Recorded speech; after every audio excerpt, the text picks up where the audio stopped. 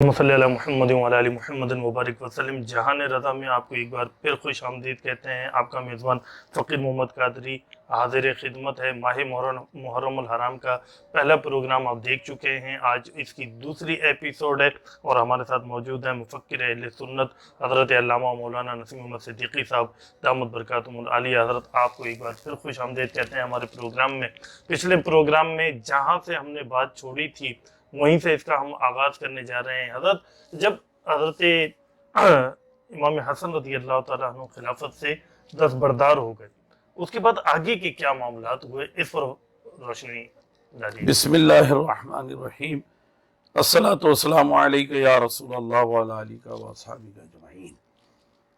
امام حسن مجتبی رضی اللہ تعالیٰ عنہ جب پیارے آقا علیہ الصلاۃ والسلام یعنی اپنے نانا جان کے فرمان کے مطابق انہوں نے خلافت سے دستبرداری کا فیصلہ کیا تو حضرت امیر معاویہ رضی اللہ تعالیٰ عنہ کو پیغام بھجوا دیا جی اور وہ کوفہ کی جامع مسجد میں آ گئے۔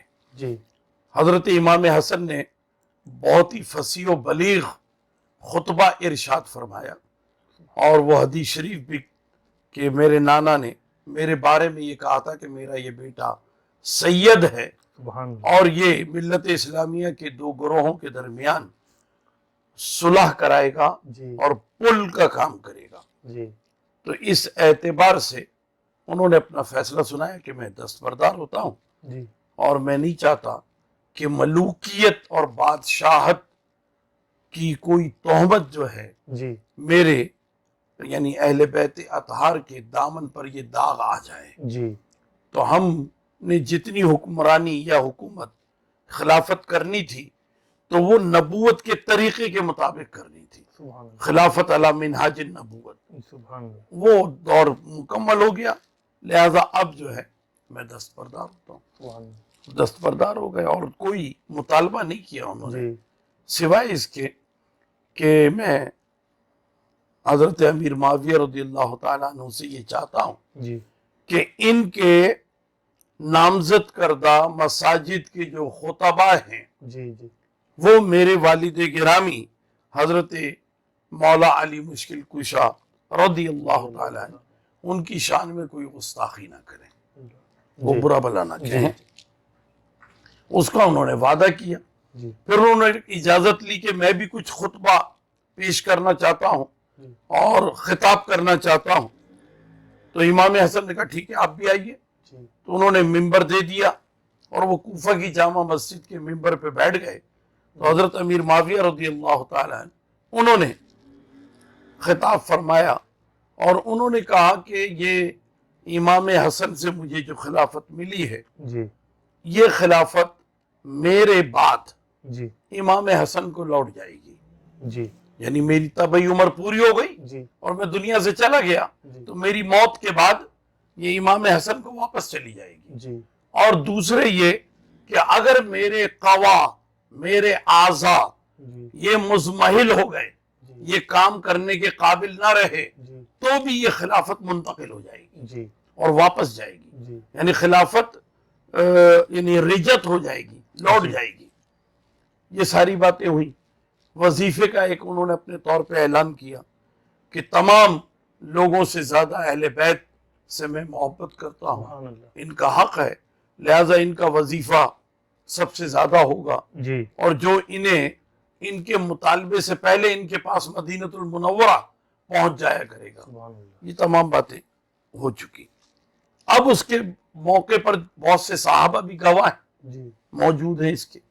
پھر بتدریج آہستہ آہستہ یہ بات پرانی ہوتی چلی گئی، جی اتنی پرانی ہو گئی کہ بہت سے لوگوں کو وہ خطبہ یاد بھی نہ رہا ہو، جی ایسا بھی ممکن ہے۔ جی حضرت امیر معاویہ رضی اللہ تعالیٰ عنہ انہوں نے بڑی مستعدی کے ساتھ اور بہت ہی زیادہ یعنی ذہانت کے ساتھ جی اور بہت ہی زیادہ فطانت کے ساتھ، جی بعض لوگوں کے پاس محض بصیرت ہوتی ہے، جی بعض لوگوں کے پاس محض فراست ہوتی ہے، جی بعض لوگوں کے پاس محض ذہانت ہوتی ہے، لیکن میں جو عرض کر رہا ہوں نا کہ بصیرت بھی اور فراست بھی اور ذہانت بھی اور ذہانت کے ساتھ فطانت بھی، جی اور فطانت کے ساتھ ذکاوت بھی، سبحان اللہ، یہ حضرت امیر معاویہ رضی اللہ تعالیٰ عنہ میں تھی۔ سبحان اللہ، ہمارے یہاں محاورتاً ایک بات بولی جاتی ہے، جی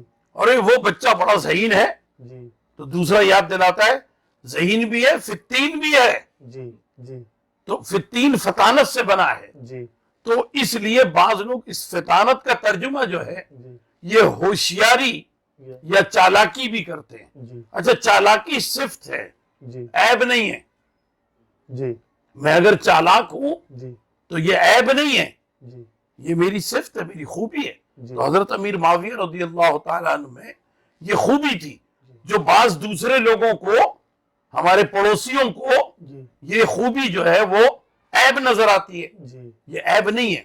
تو حضرت امیر معاویہ رضی اللہ تعالیٰ عنہ انہوں نے جو حکومت کی بہت ذہانت کے ساتھ، فطانت کے ساتھ، بصیرت کے ساتھ، فراست کے ساتھ اور ذکاوت کے ساتھ، جی یہی وجہ ہے کہ ان کے زمانے میں اسلامی قلم رو کا دائرہ بڑی تیزی کے ساتھ وسیع ہوتا رہا۔ سبحان اللہ، اب میں ان سازشوں کی بات کرتا ہوں جی جی کہ جو سازشیں محلات میں پیدا ہوتی ہیں، جی جی محلاتی سازشیں جو ہوتی ہیں وہ باہر والوں کو اس کا پتہ بھی نہیں چلتا، جی جی بلکہ گھر والوں کو بھی نہیں پتہ چلتا۔ جی اب یہ آپ یہاں تشریف فرما ہے، یہ ہماری ایک ریسرچ لائبریری ہے، جی تو یہاں آپ بیٹھے ہوئے ہیں تو ایک محدود رقبہ ہے، تو یہاں جو کچھ بھی ہوگا پتہ چل جائے گا۔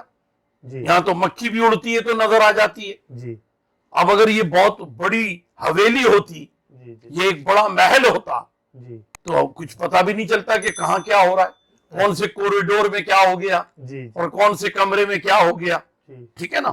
تو اس اعتبار سے بات کر رہا ہوں جی کہ بعض چیزیں مکافات عمل جب ہوتا ہے نا جی اللہ کی طرف سے تو پتہ چل جاتا ہے۔ جی حضرت عمر فاروق اعظم رضی اللہ تعالیٰ عنہ انہوں نے منع کیا تھا کہ آپ شام کے گورنر ہیں، محل نہ بنائیے۔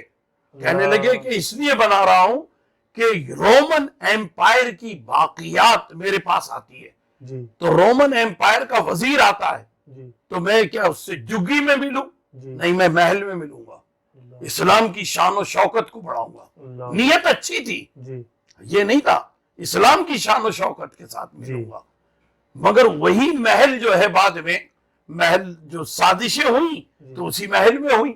جی اب وہ اس طرح ہوئی، اب انہیں نہیں معلوم، ایک کمرہ ہوتا تو پتہ چلتا کہ بیٹا اپنے چچا سے کیا بات کر رہا ہے، اب جی کمرے بہت سارے ہیں تو چچا اور بھتیجے میں باتیں کیا ہو رہی ہیں، جی وہاں بات ہو رہی ہے کہ دیکھ یہ خلافت واپس جائے گی حسن کی طرف، حسن کو ہی ہٹا دے راستے سے تو خلافت واپس نہیں جائے گی، جی تو یہی مل جائے گی، جی جی تو وہ سازش ہو رہی ہے۔ جی جی باپ کو نہیں پتا ہے نا، امیر معاویہ کو نہیں پتا، وہ جی سازش ہو رہی ہے، وہ سازش پہ عمل کر لیا انہوں نے، ہٹا دیا امام حسن کو راستے سے۔ اچھا، یہ حضرت امام حسن رضی اللہ تعالیٰ عنہ کی جی زہر سے شہادت میں جی یزید کا ہاتھ ہے؟ یزید کا ہاتھ ہے، اچھا صرف یزید کا نہیں مروان کا بھی ہاتھ ہے۔ اچھا، جی اللہ اکبر، تو یہ شہادت عمل میں آ گئی۔ جی اب جب شہادت ہو گئی تو سب کو ایک اندازہ ہو گیا جی کہ سازش تو ہوئی ہی ہے، جی چلو اب کوئی بات نہیں۔ تو حضرت امیر معاویہ رضی اللہ تعالیٰ عنہ انہوں نے یہ کہا کہ یہ اب حسین کو لوٹے گی، اللہ، یہ بات انہوں نے کی جی کہ حسن کو نہیں گئی تو حسین کو لوٹے گی۔ جی حضرت امیر معاویہ رضی اللہ تعالیٰ عنہ ہر سال وہ اپنی اسلامی قلم رو میں اضافہ کرتے رہے، جی فتوحات ہوتی رہی، عسکری قوتیں بڑی مضبوط رہی جی اور بڑا نام ہوا آپ کا دنیا بھر میں۔ جی لیکن عرصہ گزرتا ہے، وقت گزرتا ہے، اور جب بندہ جو ہے اس کے سانسوں کا بانڈڈ ویئر ہاؤس خالی ہونے لگتا ہے، جی جی روٹی کا بانڈڈ ویئر ہاؤس خالی ہونے لگتا ہے نا، ہر چیز کا ایک گودام اللہ نے بنا رکھا ہے۔ بے شک، تمہاری سانسیں اتنی ہیں، جی تمہاری روزی اتنی ہے، تمہارا پانی اتنا ہے، تمہارے ملاقاتی اتنے ہیں، جی تمہارا بولنے کا کلمات اتنے ہیں۔ اسی لیے آپ نے نوٹ کیا ہوگا جی کہ مرنے والا جو ہے نا وہ بولنے بھی کم لگتا ہے، جی جی ہوں ہاں کرتا ہے۔ جی جی پہلے بہت بولتا تھا جی لیکن مرنے کے قریب ہو تو اس لیے کم بولتا ہے کہ اس نے صرف کلمہ طیبہ بچا کے رکھا ہے، اللہ کہ بس مرتے وقت یہ بول کے چلا جاؤں دنیا سے، اللہ اکبر اللہ فالتو باتیں تھوڑی بولے گا. جی تو بہرحال اب وہ تمام چیزیں بتدریج ختم ہو رہی ہیں. جی تو اب کرسی رکھی جا رہی ہے. پہلے آتے تھے بڑے عزم کے ساتھ، شان و شوکت کے ساتھ، ہے نا، آتے ہی نعرہ تکبیر لگتا تھا جی جامع مسجد اموی دمشق کے اندر کہ خلیفہ وقت آ رہے ہیں. جی اب ایک خادم پہلے آ رہا ہے، کرسی رکھ رہا ہے، جی اور دوسرا بازو سے پکڑ کے لا رہا ہے جی اور کرسی پہ بیٹھ رہے ہیں اور جمعے کی نماز کرسی پہ ادا کر رہے ہیں. جی جی تو بس ایک دن نماز جیسی ادا ہوئی تو پیچھے سے ایک شور آیا. جی کہنے لگے کیسا شور ہے؟